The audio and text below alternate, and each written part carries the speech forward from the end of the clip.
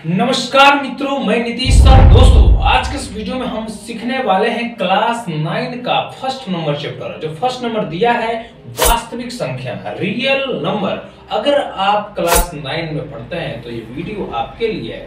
अगर नहीं भी पढ़ते हैं तो आप इस वीडियो को उन भाइयों के पास शेयर जरूर कीजिएगा जो क्लास 9 में पढ़ते हैं, क्योंकि आज हम सीखने वाले हैं क्लास 9 का रियल नंबर फर्स्ट चैप्टर। तो दोस्तों, बिना देरी के हम चलते हैं अपने मुद्दे की ओर। दोस्तों, क्या आप जानते हैं वास्तविक संख्या किसे कहते हैं? तो नहीं जानते तो आइए जानते हैं। वास्तविक संख्या सीखने से पहले दोस्तों हम कुछ और भी संख्या होते हैं उनको भी हम जान लेते हैं।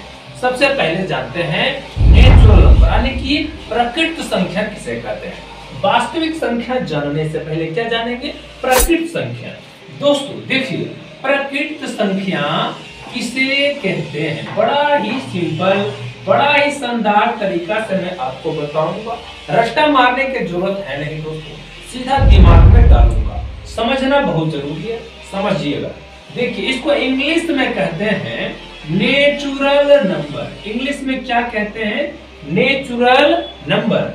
वास्तविक संख्या का एक छोटा सा भाई है। अगर आप ये सीखे तो ये तो आसानी से ही समझ में आ जाएगा। तो सबसे पहले हम प्रकृत संख्या को जानते हैं। दोस्तों, प्रकृत संख्या है क्या, किसको कहते हैं? दोस्तों बड़ा सिंपल है।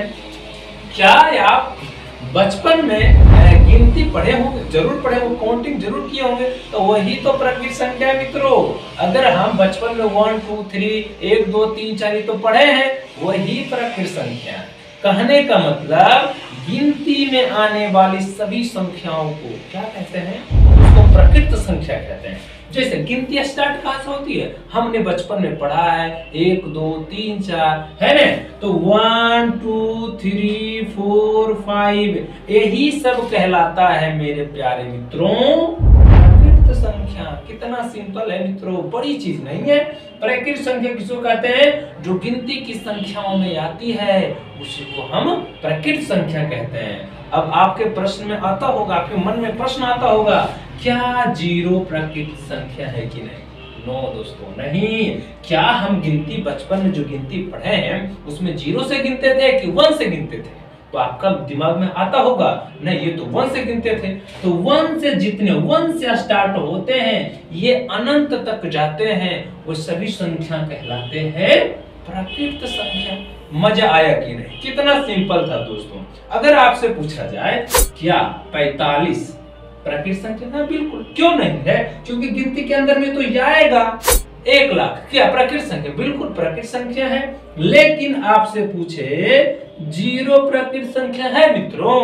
नहीं नहीं, जीरो प्रकृत संख्या नहीं होगा। क्यों नहीं होगा? क्योंकि गिनती के अंदर में नहीं आता है। गिनती तो स्टार्ट होता है 1 से, और हम प्रकृत संख्या कहते हैं किसको? जो गिनती में आता है। तो गिनती के अंदर में जीरो नहीं आता, 1 आता, 1 से स्टार्ट होता है। तो 1 से जितने भी आगे तक जाएगा सभी क्या कहलाएंगे? तो सभी प्रकृत संख्या यानी कि नेचुरल नंबर कहलाएंगे। समझ में आया कि नहीं? आया होगा समझ में। लेकिन मित्रों 1 मिनट समझिए। लेकिन अगर आपसे पूछ दिया जाए सबसे छोटी प्रकृत संख्या क्या है, तब तो क्या जवाब दीजिएगा? नहीं आता है। हम बताते हैं मित्रों, सबसे छोटी प्रकृत संख्या पूछे तो आपको बताना है ये वाला 1। सबसे छोटी प्रकृत संख्या क्या होता है मित्रों? तो बताना है 1 होता है सर। 1 कितना सिंपल है। सबसे छोटी प्रकृत संख्या 1। लेकिन आपसे पूछ दिया जाए सबसे बड़ी प्रकृत संख्या, तो इसमें आपको चुप रहना है, कुछ नहीं बोलना है। क्यों नहीं बोलना है? तो गणितज्ञ ही नहीं कुछ बोले तो हम कैसे बोलेंगे?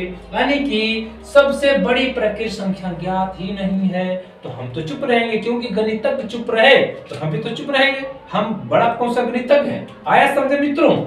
मतलब कि कहने का मतलब प्रकृत संख्या, छोटी प्रकृत संख्या अगर आपसे पूछे तो आपको बताना है 1। लेकिन सबसे बड़ी प्रकृत संख्या तो आपको चुप रहना, बोलना ज्ञात नहीं है। क्या बोलना है? ज्ञात नहीं है। समझ में आया कि नहीं? अगर समझ में आया तो कमेंट में जरूर लिखिए ये समझ में आ रहा है और मजा भी आ रहा है। दोस्तों चलिए आगे बढ़ते हैं। इतना तो आया समझ में। जितना गिनती में आएगा सभी को हम बोलेंगे प्रकृत संख्या। लेकिन एक बात और समझिए, प्राकृत संख्या को डिनोट सूचित कैसे करते हैं? डिनोट मतलब समझते हैं, जैसे किसी का नाम पीयूष है तो क्या उसको हम पी से बुला सकते हैं, पी से डिनोट करते हैं, है ना। किसी का नाम पीयूष कुमार है तो उसको हम क्या पीके भी बोल सकते हैं। उसी प्रकार ये प्राकृत संख्या को हम एन से बुलाते हैं। किससे बुलाते हैं? एन, यानी कि नेचुरल नंबर से इसको डिनोट करते हैं। समझ में आया कि नहीं? आया होगा समझ में। अब चलते हैं अगले संख्या के बारे में।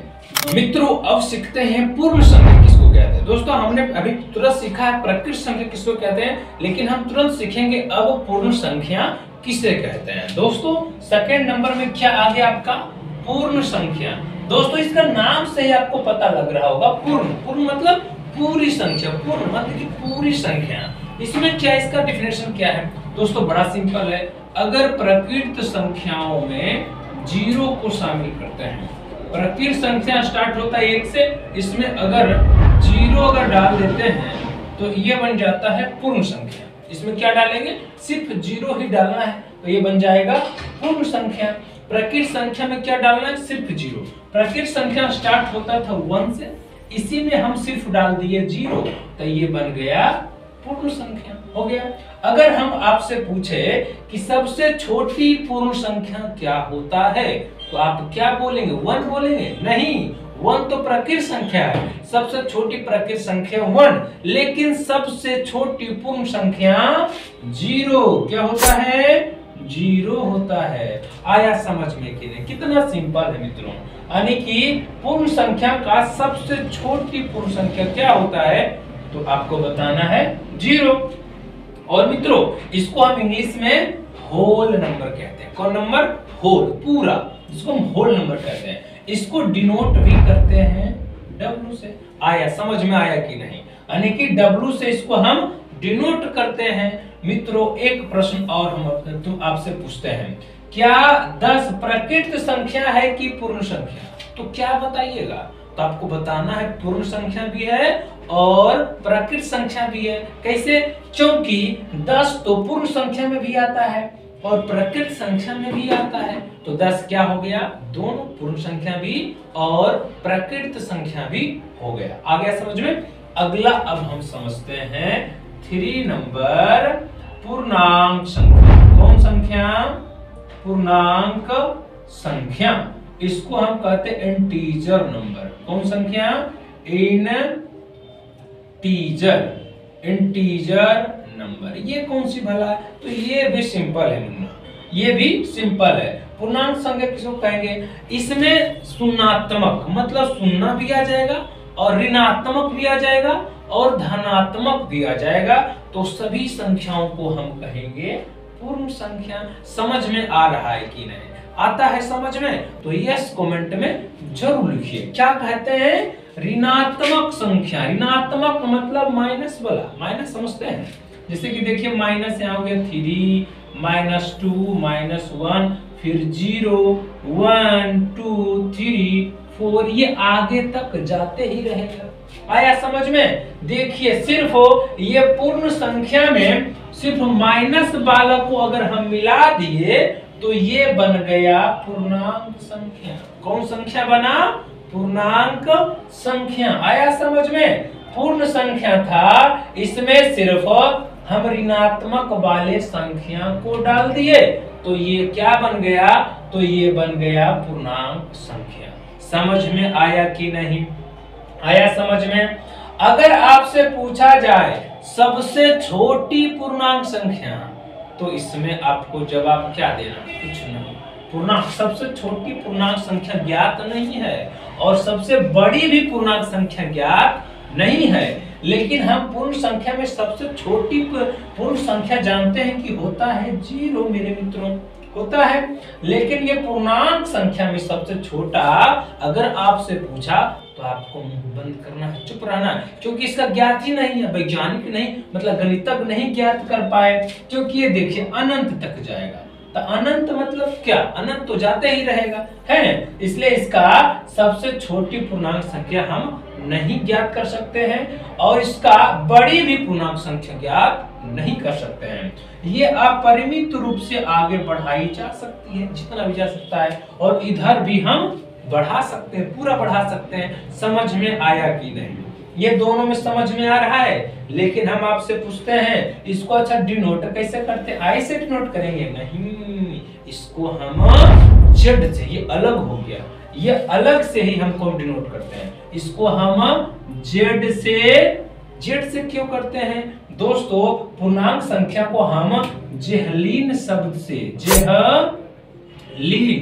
जेहलीन ये एक शब्द है। चला क्या है? जेहलीन एक शब्द है, ये जर्मन शब्द है। कौन सा शब्द है? जर्मनी का ये शब्द है, जिसका अर्थ होता है गिनना। जिसका अर्थ क्या होता है? गिनना। आया समझ में? बताइए पूर्णांक संख्या को किससे डिनोट करते हैं? तो आपको बताना है जेड से डिनोट करते हैं। किससे? जेड से। और जेड कहां से आया? तो जेहलीन से आया। जेहलीन का अर्थ होता है गिनना। और जेहलीन कौन सा शब्द है?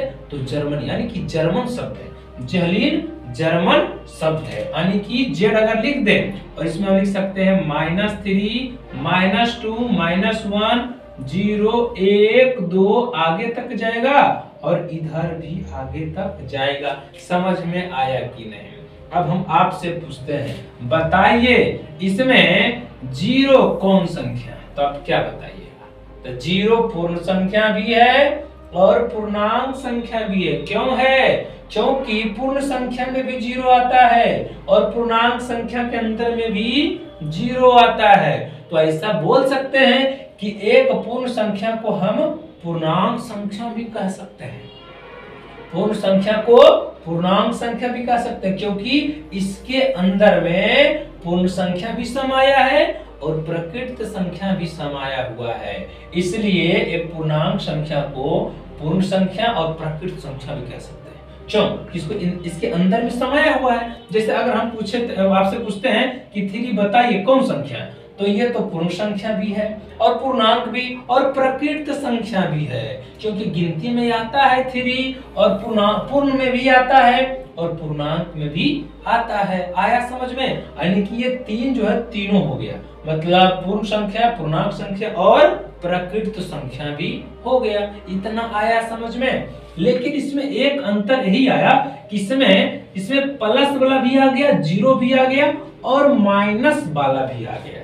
मतलब सीधा हम इसका आंसर बोल सकते हैं कि पूर्णांक में सिर्फ माइनस वाला संख्या को अगर हम डाल दें तो ये क्या बन जाएगा? तो ये पूर्णांक संख्या बन जाएगा। इसको इंग्लिश में क्या कहते हैं? तो इंटीजर नंबर। इसको डिनोट करते हैं जेड से। अगर आपसे पूछा जाए कि मित्रों पूर्णांक संख्या का सबसे छोटी संख्या क्या, तो आपको बोला नहीं पता, ये पता ही नहीं, अनंत तक जा रहा है, तो उसको हम कैसे ज्ञात कर सकते हैं? और बड़ी संख्या भी पूछेगा तो भी आपको नहीं बताना है, क्योंकि पता ही नहीं, गणितज्ञ ही नहीं बता पाए तो हम कैसे बता सकते हैं? दोस्तों समझ में आया कि नहीं? दोस्तों अगर ये समझ में आ गया तो हम अगले संख्याओं के ऊपर हम चलते हैं।